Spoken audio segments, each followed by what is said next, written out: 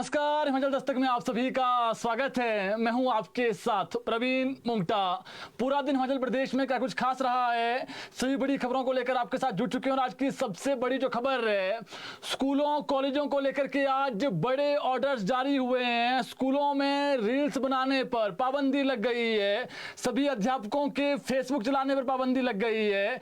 इसके अलावा कोई भी जो सोशल मीडिया अकाउंट है वो यूज नहीं कर पाएंगे, कैंपस में कोई भी रील नहीं बन पाएगी। पूरी खबर बताएंगे आपको। बड़ी खबर है आज की ये, स्कूलों में चाहे वो टीचर्स हो, स्टूडेंट्स हो, सभी को लेकर के ऑर्डर जारी हुए हैं। दूसरी बड़ी खबर, पूर्ण राज्यत्व जो दिवस है वो इस बार बैजनाथ में मनाया जाएगा। उसका हम आपको बताएंगे कि इस बार क्या बड़ी घोषणा वहां पर हो सकती है। और सीएम सुखविंदर सिंह सुक्खू आज कोटखाई में थे और सीएम ने आज करोड़ों रुपए की जो उद्घाटन है, शिलान्यास है, वो वहां पर किए हैं। इसके अलावा और भी कई खबरें हैं, आपको हर खबर जो है वो विस्तार में बताएंगे। तो शुरुआत करते हैं बड़ी खबर के साथ। मुख्यमंत्री सुखविंदर सिंह सुक्खू ने आज शिमला जिला के जुब्बल कोटखाई विधानसभा क्षेत्र वो गए थे। यहां पर उन्होंने 40.84 करोड़ रुपए की लागत की 4 विकास परियोजनाओं के उद्घाटन और शिलान्यास किए। उन्होंने गुमा में 21.07 करोड़ रुपए की लागत से निर्मित एचपीएमसी सीए स्टोर, कोटखाई में 14.62 करोड़ रुपए की लागत से निर्मित मिनी सचिवालय भवन और 60.45 लाख रुपए की लागत से निर्मित टाइप 2 पुलिस क्वार्टर का उद्घाटन किया। सामुदायिक स्वास्थ्य केंद्र कोटखाई में 4.54 करोड़ रुपए की लागत से निर्मित होने वाले लेवल 3 ट्रामा सेंटर की आधारशिला भी रखी। वहीं मुख्यमंत्री सुखविंदर सिंह सुक्खू ने गुमा, एचपीएमसी सीए स्टोर और कोटखाई में मिनी सचिवालय भवन का निरीक्षण भी किया। उनके साथ मंत्री जो है वो धनीराम शांडिल और स्थानीय विधायक रोहित ठाकुर जो मंत्री भी है सरकार में मौजूद रहे। और आज वहां पर हजारों की संख्या में जो कार्यकर्ता है कांग्रेस के वो पहुंचे और खूब जो है वो नारेबाजी हुई। एक जो रोड शो है वो वहां पर किया गया।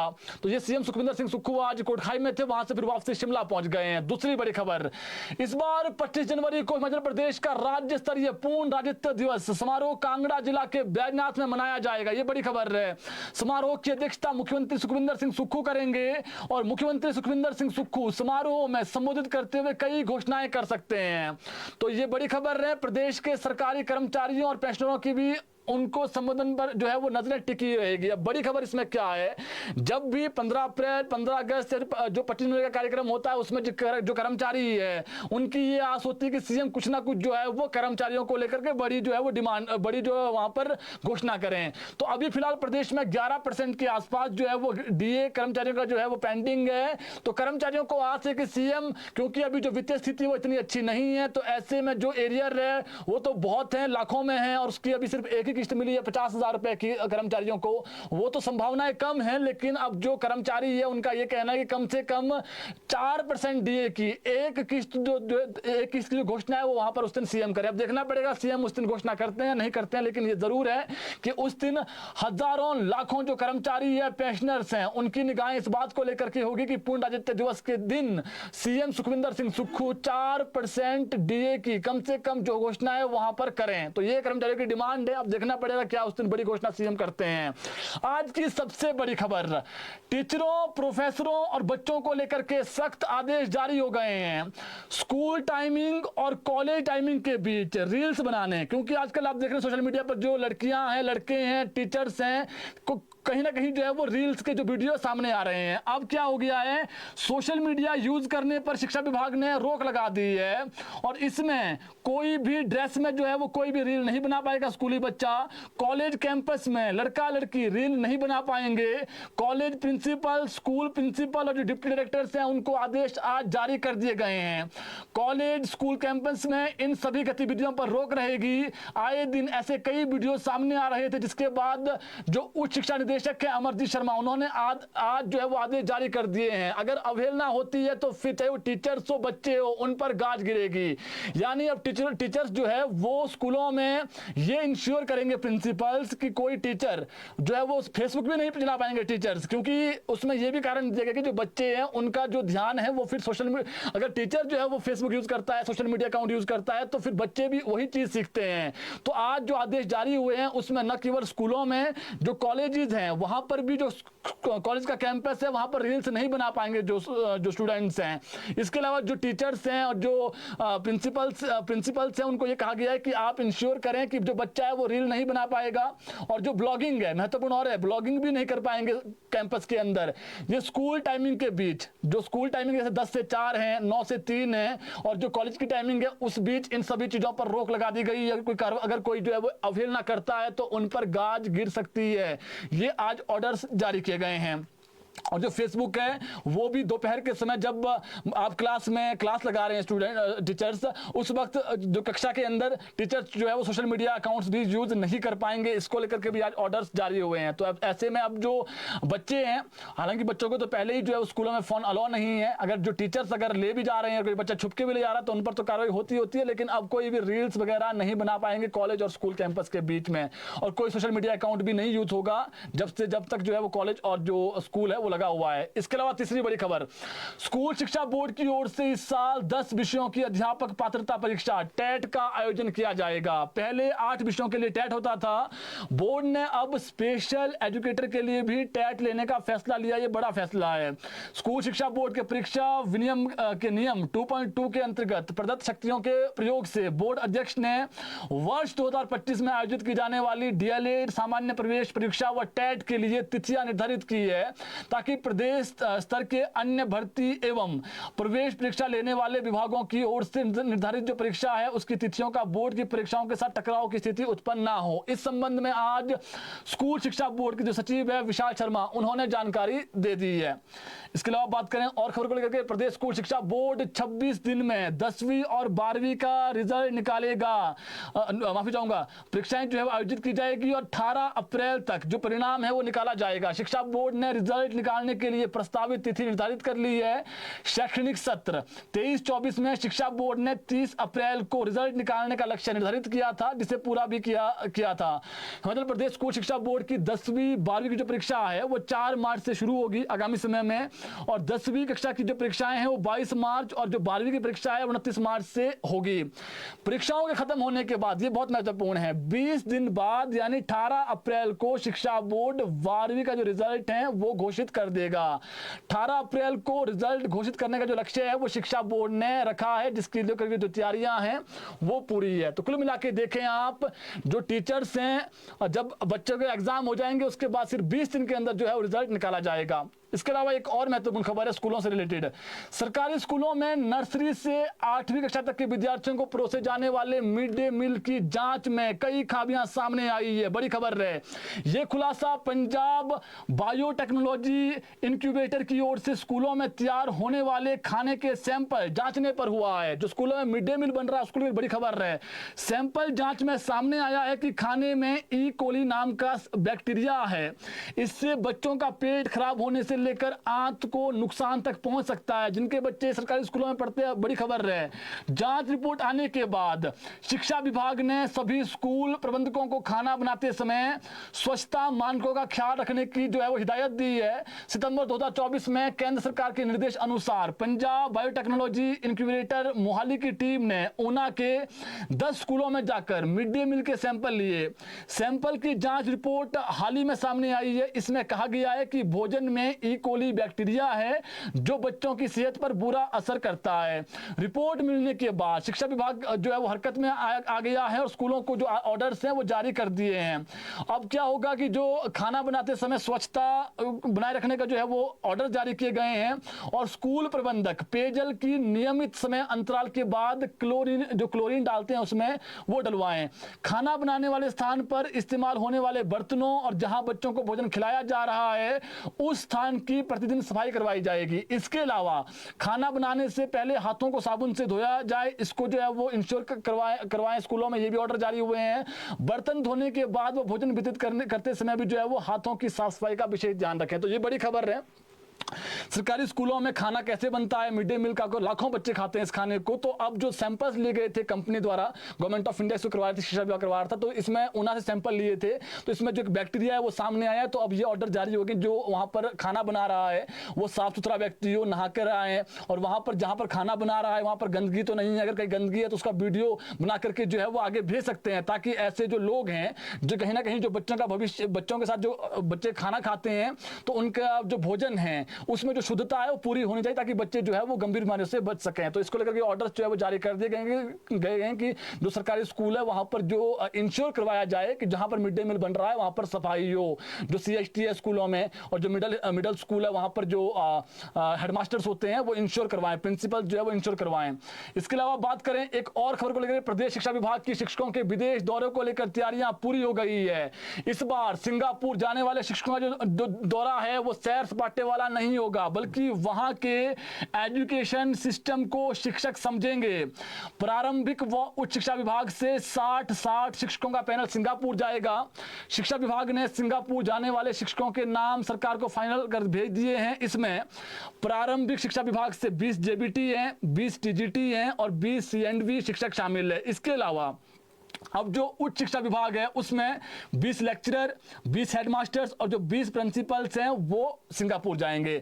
इस बार जो शिक्षक हैं उनकी पिकनिक ये नहीं होंगी। सबसे महत्वपूर्ण, सिंगापुर ये घूमने जरूर जा रहे हैं, लेकिन शिक्षकों का अधिकतर समय वहां पर जो विदेशी शिक्षा है उसमें अपनाए जाने वाले नियमों को स्टडी करने में लगेगा कि वहां पर जो है वो कैसे शिक्षा दी जा रही है।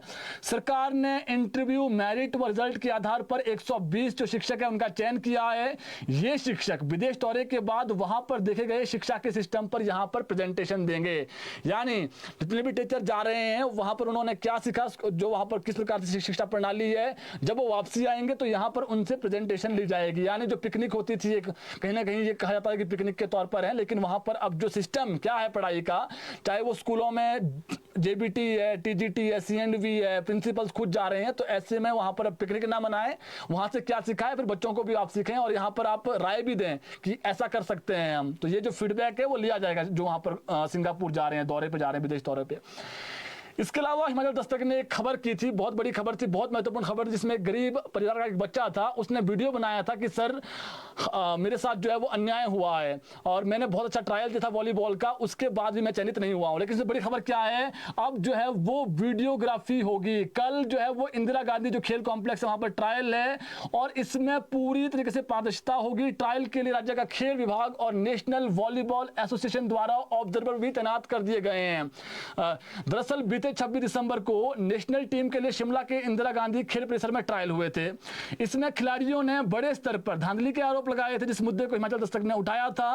मीडिया के माध्यम से जब ये मामला उठा उसके बाद प्रारंभिक जांच में गड़बड़ी पाई गई और ट्रायल को रद्द कर दिया गया। अब नए सिरे से टीम का चयन करने का फैसला लिया गया है। इसके लिए खिलाड़ियों को कल सुबह 8 बजे, महत्वपूर्ण है, जितने भी प्रदेश के अंदर वॉलीबॉल के खिलाड़ी है वो कल सुबह 8 बजे इंदिरा गांधी खेल परिसर पहुंचे। ठीक 9 बजे से सुबह ट्रायल शुरू होंगे। खेल विभाग के जो एडिशनल डायरेक्टर हैं हितेश आजाद, उन्होंने बताया कि ट्रायल पूरी तरीके से जो है वो पारदर्शिता के साथ होंगे, वीडियोग्राफी होगी। उन्होंने खिलाड़ियों से सुबह समय पर खेल परिसर पहुंचने की अपील की है। उन्होंने बताया कि स्टेट की ओलंपिक एसोसिएशन की तरफ से जो है वो ऑब्जर्वर अब लगाए गए हैं। तो इसमें खबर ये है कि जो एक बच्चा था उसने आरोप लगाए थे कि सर हम, मेरे साथ अन्याय हुआ है, मैंने बहुत अच्छा परफॉर्मेंस वहां पर किया था, लेकिन अब जिस प्रकार से मैंने सोचा था कि मेरा ड्रीम था कि मैं वॉलीबॉल का इंटरनेशनल तक खेलूं, नेशनल तक खेलूं, लेकिन मुझे लगता है कि किसी भी गरीब बच्चे को इसमें नहीं आना चाहिए था। इस वीडियो को हिमाचल दस्तक ने उठाया था, तो आपने देखा भी होगा उस वीडियो को, वो हजारों जो है वो उसमें शेयर हुए हैं। उसके बाद इस मुद्दे को जो मंत्री है उनके पास उठाया गया, जो खेल मंत्री है, फिर CM तक बात पहुंची। CM ने कहा कि इसमें अगर धांधली हुई, अगर गरीब बच्चा है तो इसमें फिर से जो है वो ट्रायल होने चाहिए। तो CM ने आदेश दिए। CM के आदेशों के बाद जो गरीब घर का बच्चा है वो कल ट्रायल में भी पहुंचेगा। तो जो उदित नाम इस बच्चे का, हालांकि नाम हम इसलिए भी नहीं करें, कई बार ऐसा होता है कि नाम से जो है वो ये हो जाता है कि इसने क्यों आरोप लगाए। तो ऐसा में एक लड़का है और एक लड़का जो सामने आया, बहुत सारे ऐसे लड़के थे जिन्होंने आरोप लगाए थे कि सर धांधली हो रही है, जो चहेता है उसको टीम में रखा जा रहा है, जो गरीब घर से आया जिसकी अप्रोच नहीं है उसको नहीं रखा जा रहा। ये आरोप थे। आरोप के बाद जब लगा कि सच में ऐसा हुआ है तो फिर ट्रायल रद्द कर दिए गए। दूसरी बार ट्रायल हो रहे हैं। जो अच्छे खिलाड़ी हैं वॉलीबॉल के वो कल आकर के जो है वहां पर ट्रायल दे सकते हैं। जयपुर में होने वाली है नेशनल गेम्स, उसमें जाएगी हिमाचल प्रदेश की टीम। टीम जो वहां से चयनित होंगे वही वहां पर जाएंगे, वीडियोग्राफी होगी, कोई भी पार्शियलिटी अब नहीं होगी। दूसरी खबर, हिमाचल हाईकोर्ट में एसपी बद्दी इल्मा अफरोज की तत्काल नियुक्ति के लिए दायर जनहित याचिका पर आज सुनवाई हुई। कोर्ट में आज राज्य के गृह सचिव व डीजीपी ने एडवोकेट जनरल के माध्यम से जवाब देते हुए बताया कि एसपी इल्मा अफरोज ने खुद पत्र लिखकर सरकार से ट्रांसफर मांगी है। इसे देखते हुए सरकार ने उन्हें पुलिस मुख्यालय में तैनाती दी और 16 दिसंबर से पुलिस मुख्यालय में वो तैनात हैं। आज यह मामला चीफ जस्टिस गुरमीत सिंह संधवालिया और न्यायाधीश सत्येन वैद्य की खंडपीठ में लगा हुआ था और पिछली सुनवाई में न्यायाधीश विवेक सिंह ठाकुर और न्यायाधीश राकेश कैंथला की बेंच ने सुचा राम की जनहित याचिका पर दोनों अधिकारियों को नोटिस जारी कर स्पष्टीकरण मांगा था। सुचा राम ने इस मामले में हाईकोर्ट में एक याचिका दायर कर रखी है। इसमें आग्रह किया गया है कि इल्मा अफरोज की जल्द बद्दी में तैनाती की जाए। इल्मा की तैनाती से बद्दी की आम जनता कानून के हाथों सुरक्षित महसूस करेगी, दावा किया है उन्होंने। और सुचा राम ने कहा कि क्षेत्र में कानून और व्यवस्था बनाए रखने के लिए सभी ड्रग माफियाओं और खनन माफियाओं के खिलाफ कानून के अनुसार कार्रवाई सुनिश्चित हो पाएगी अगर वो वहां पर आएगी। अब इस मामले में 9 जनवरी को जो है वो अगली सुनवाई होगी और याचिकाकर्ता ने कोर्ट को बताया कि बद्दी बरोटीवाला और नालागढ़ में ड्रग माफिया और खनन माफिया अवैध कार्य करने के आदी हैं। यहां पर पुलिस इन ड्रग माफियाओं और खनन माफियाओं के खिलाफ कोई कानूनी कार्रवाई शुरू करने में विफल रही है। जब से इल्मा अफरोज ने वहां पर सेवाएं दी तब से वहां पर जो है वो कानून का जो राज है वो लग रहा था, लेकिन इस बीच जो है वो छुट्टी चली गई है। ऐसे में उनको वापसी रखा जाना चाहिए। तो इसमें आज डीजीपी ने दिया है कि वो खुद चाहती थी ट्रांसफर की, उनकी ट्रांसफर यहां पर की जाए, तो ये उन्होंने कहा। अब इसमें अगली सुनवाई होगी, उसमें क्या नया आता है वो हम उसके बाद ही बता पाएंगे, कोर्ट का मैटर है। इसके अलावा बात करें, हाईकोर्ट ने आरोपियों और अपराधी से जुड़ी संपूर्ण जानकारी को लेकर अतिरिक्त मुख्य सचिव यानी एसीएस को राज्य के सभी पुलिस अधीक्षकों को आवश्यक निर्देश जारी करने के आदेश दिए हैं। बड़ी खबर रहे, सभी एसपी के लिए नए आदेश हैं। कोर्ट ने आदेश दिए हैं कि सभी जांच अधिकारी अपनी स्टेटस रिपोर्ट में जमानत के लिए न्यायालय का दरवाजा खटखटाने वाले व्यक्ति के विरुद्ध दर्ज मामलों के चरण का उल्लेख करें। कोर्ट ने कहा कि जांच अधिकारियों को यह भी निर्देश दिए जाने की आवश्यकता है कि वे न केवल न्यायालय का दरवाजा खटखटाने वाले व्यक्ति के विरुद्ध दर्ज मामलों का विवरण बताएंगे, बल्कि दर्ज की गई एफआईआर की प्रतियां भी स्टेटस रिपोर्ट के साथ संलग्न करें। यह महत्वपूर्ण है। न्यायाधीश वीरेंद्र सिंह ने यह आदेश जारी करते हुए कहा कि पुलिस थानों में सही तरीके से रिकॉर्ड नहीं रखा जा रहा है। इसलिए हिमाचल प्रदेश के सभी पुलिस अधीक्षकों को 30 नवंबर 2024 तक अपने रिकॉर्ड को सही तरीके से तैयार करने के निर्देश जारी किए जाने की आवश्यकता है। पुराने आदेश थे। कोर्ट ने इस प्रक्रिया को 31 मार्च 2025 को या इससे पहले पूरा करने के अब आदेश दिए। पुराने ऑर्डर थे, अब इसको 31 मार्च तक आप पूरा करें 2025 तक। कोर्ट ने इस प्रयोजन के लिए सभी जिलों के पुलिस अधीक्षकों को प्रशासनिक पक्ष के साथ सभी जिलों के जो जिला एवं जो सत्र न्यायाधीश के साथ भी पत्राचार करने की सलाह दी है, ताकि पुलिस थानों में रिकॉर्ड को सही तरीके से मेंटेन किया जा सके। कोर्ट ने इस प्रक्रिया को पूरा करने के पश्चात सभी जिलों के पुलिस अधीक्षकों को 30 अप्रैल 2025 तक अनुपालन शपथ पत्र दाखिल करने के भी आदेश दिए हैं। तो ये महत्वपूर्ण खबर थी। इसके अलावा बात करें एचपीटीडीसी के होटलों की, अच्छी खबर है।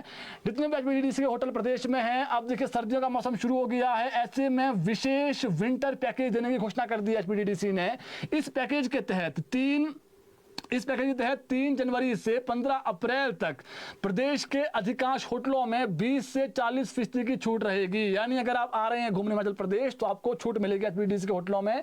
शिमला, मनाली, धर्मशाला और जो डलहौजी है, इन स्थानों पर भी जो है वो होटलों में आपको छूट मिलेगी। तो आप जो है वो एचपीटीडीसी के होटलों में आइए, ये एचपीटीडीसी कह रहा है हम आपको छूट देंगे।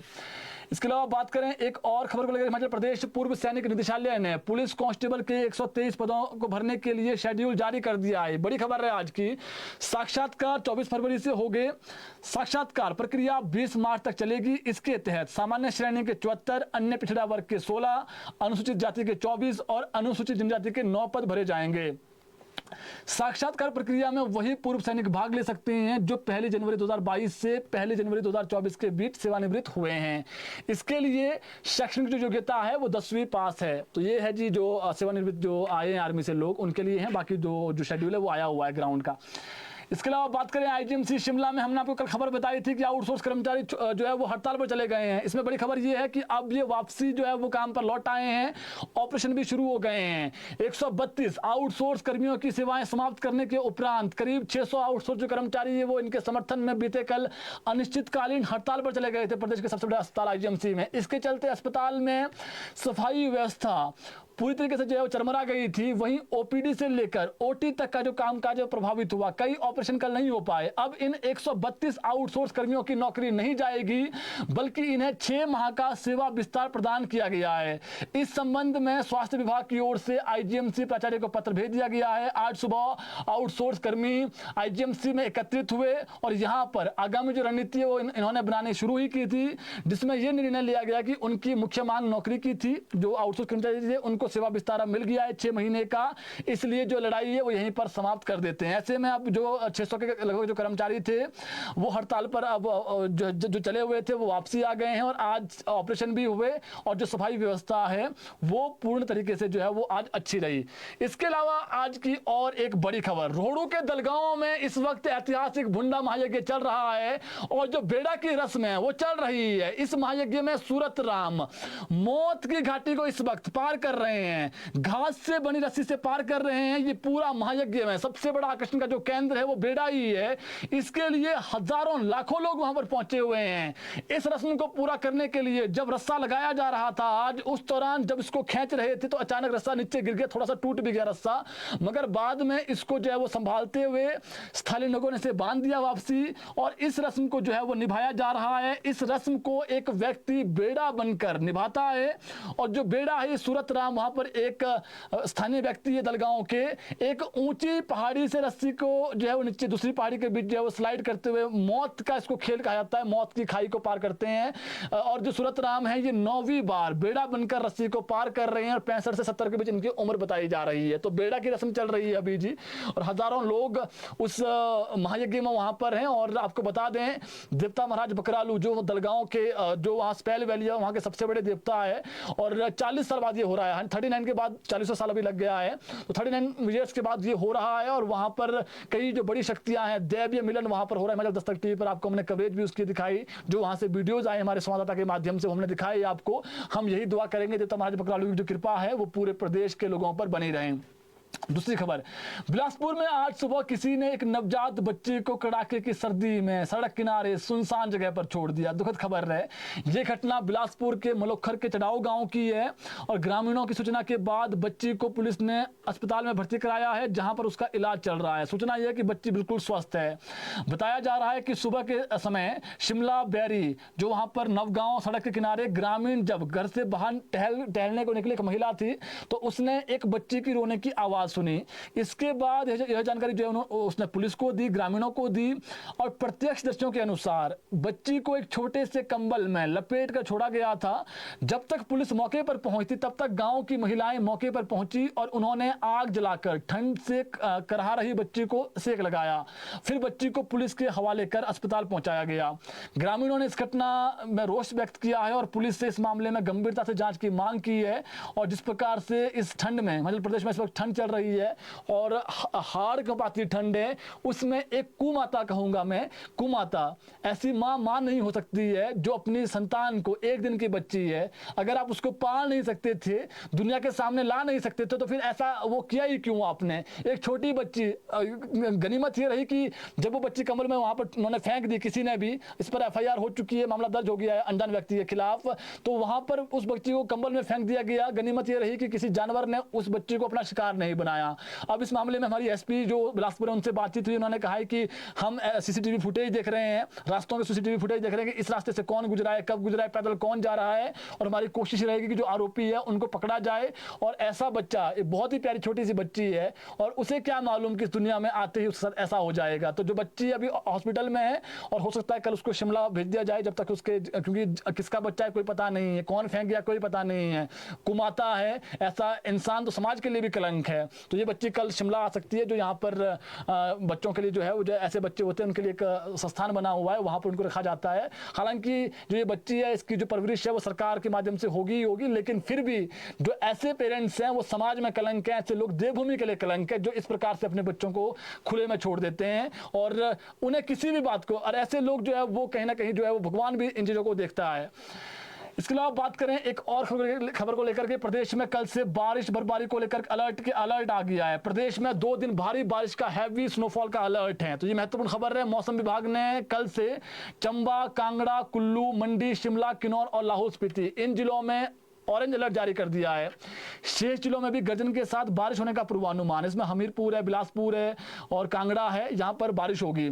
7 जनवरी को भी किन्नौर, चंबा, लाहौल स्पीति, कुल्लू, मनाली और शिमला में बारिश बर्फबारी होने का पूर्वानुमान है। जबकि 8 से 10 जनवरी के बीच प्रदेश में जो मौसम है वो साफ बना रहेगा, उसके बाद मौसम फिर खराब होगा। तो कुल मिला के देखें मौसम को लेकर अपडेट हमारे पास है वो ये है कि आज रात से मौसम खराब होगा, कल प्रदेश में मौसम खराब है, परसों मैक्सिमम जगहों पर बर्फबारी होगी। जो हमारे पास अपडेट है मनाली, इसके अलावा फागू, कुफरी और नारकंडा, और इसके अलावा जो ऊंचाई वाले क्षेत्र है जैसे चौपाल वाला क्षेत्र है, चौपाल के बाद चंबी खिड़की और इसके अलावा खड़ा पत्थर वाला जो एरिया है वहां पर बर्फबारी होगी। रोहड़ू, चौपाल जो है यहाँ पर बर्फबारी होने की संभावनाएं हैं, और जो सिरमौर है वहां पर भी जो नौराधार है, हरिपुर धार है, वहां पर बर्फबारी होने की संभावनाएं हैं। तो 6 तारीख को शिमला में थोड़ी कम चांसेस है, सिटी की बात कर रहे हैं हम। मनाली में चांसेस हैं, सोलंग वैली में चांसेस है बर्फबारी के, और अटल टनल रोहतांग में बर्फबारी होने की संभावनाएं बहुत अधिक है। तो कल और परसों मौसम खराब है जी। और जो पूर्वानुमान आया है मौसम विज्ञान केंद्र का, ये जो हम जानकारी आपको देते हैं डॉपलर्स और जो सैटेलाइट के माध्यम से जानकारी आती है, मौसम विभाग के जो निदेशक है प्रदेश के, उनकी तरफ से जो ऑफिशियल अपडेट आई है वही हम आपको बता रहे हैं। तो जो महत्वपूर्ण सूचनाएं थी आज की हमने आपको बता दी है। आप इस बुलेटिन को शेयर जरूर करें ताकि और लोगों तक भी अपडेट पहुंच सकें। कोई सवाल आपका है कमेंट बॉक्स में अपना सवाल भेज सकते हैं। आज की जो बड़ी खबर है वो ये है कि स्कूलों में स्टूडेंट्स, टीचर्स और कॉलेजों में जो प्रोफेसर्स हैं उन पर यह रोक लग गई है, कोई भी सोशल मीडिया अकाउंट यूज नहीं करेगा 10 से 4 बजे के बीच में, और रील्स बनाने पर पाबंदी रहेगी, कोई रील्स नहीं बनाएगा, कोई ब्लॉगिंग स्कूलों में नहीं होगी। ये आज जो अमरजीत शर्मा है जो उच्च शिक्षा निदेशक है उन्होंने ऑर्डर जारी कर दिए हैं। और जो जैसे ब्लॉगिंग करता है कोई 10 से 4 के बीच कुछ भी नहीं कर पाएंगे। और जो टीचर्स हैं उनको भी फेसबुक पर पाबंदी रहेगी कि कोई भी सोशल मीडिया अकाउंट वो 10 से 4 यूज नहीं करेंगे। जैसे बच्चे को कोई टीचर पढ़ा रहा है कक्षा के अंदर, उस वक्त कोई भी सोशल मीडिया अकाउंट जो है वो यूज ना करें। इसका ये शिक्षा विभाग कह रहा है कि इसका जो है बच्चों पर गलत प्रभाव पड़ता है, बच्चे वो चीज सीखते हैं और आगामी समय में जो है वो इसके फिर दुष्परिणाम होते हैं। तो शिक्षा विभाग ने इंश्योर कर दिया है, जो डिप्टी डायरेक्टर है उनको आदेश दे दिए हैं, स्कूलों के प्रिंसिपल्स को आदेश दे दिए हैं और जो कॉलेजों के प्रिंसिपल्स उनको आदेश दे दिए हैं कि आप इसको इंश्योर करवाएं। जो ऐसा करता है उन पर गाज भी गिर सकती है। ये बड़ी खबर थी। तो डीए का मैंने बता दिया है 25 तारीख को जो है वो पूर्ण राज्यत्व दिवस है। उस दिन सीएम जो है वो कोई बड़ी घोषणा करेंगे कर्मचारियों को लेकर के। तो अराजपत्रित कर्मचारी महासंघ और जो अन्य जो जितने प्रदेश के अंदर संगठन बने हुए कर्मचारियों के, उनकी यही मांग है कि अगर आप हमें जो है वो एरियर नहीं दे सकते हैं तो कम से कम, क्योंकि एक पर्टिकुलर जब एक जैसे कोई समारोह आता है राज्य सरकार का, जैसे पूर्ण राज्यत्व दिवस है, 15 अप्रैल है, 15 अगस्त, जब एक बड़ा कार्यक्रम होता है तो उसमें कर्मचारियों को आस होती है कि कम से कम डीए तो दिया जाए। तो कर्मचारियों की ये मांग है कि कम से कम अगर एरियर नहीं देना है तो कम से कम डीए की एक किस्त जो है वो 25 तारीख को हमें दी जाए। बैजनाथ में कार्यक्रम होना है जी उस दिन, तो इसको लेकर जो तैयारियां हैं वो अभी से शुरू हो गई है और आज इसके आदेश आ गए हैं कि 25 तारीख को बैजनाथ में राज्य स्तरीय जो कार्यक्रम में पूर्ण राज्यत्व दिवस का वो मनाया जाएगा। तो जो बेड़ा की रस्म है वो अभी चल रही है जी, और भगवान से तो हमारी यही अरदास रहेगी जो तुम्हारे बकरालू से कि जो व्यक्ति उस पर गुजर रहा है वो सही सलामत पहुंच सके। और दैव्य आप कह सकते हैं इतनी शक्तियां हैं तो फिर किसी का भी बाल बांका नहीं हो सकता है। और हम यही कामना करेंगे जो बकरालू महाराज है उनकी कृपा पूरे प्रदेशवासियों पर बनी रहे और जो भुंडा महायज्ञ है ये सही जिस तरीके से चल रहा है अभी उसी तरीके से जो है वो ये सही आगे, कल भी इसका एक कार्यक्रम होना है, उछड़ पाछड़ कल होनी है, तो वो भी अच्छी तरीके से हो। तो अभी के लिए इतना ही, कल जुड़ेंगे आपके साथ ठीक 6 बजे। इस बुलेटिन को शेयर जरूर करें ताकि और लोगों तक भी अपडेट पहुंच सकें। कोई सवाल आपका है कमेंट बॉक्स में सवाल भेज सकते हैं, कल कोशिश करेंगे उन जो आप सवाल भेजेंगे उसका जवाब हम कल के बुलेटिन में आपके लिए लेकर के आएं। अभी के लिए इतना ही, धन्यवाद।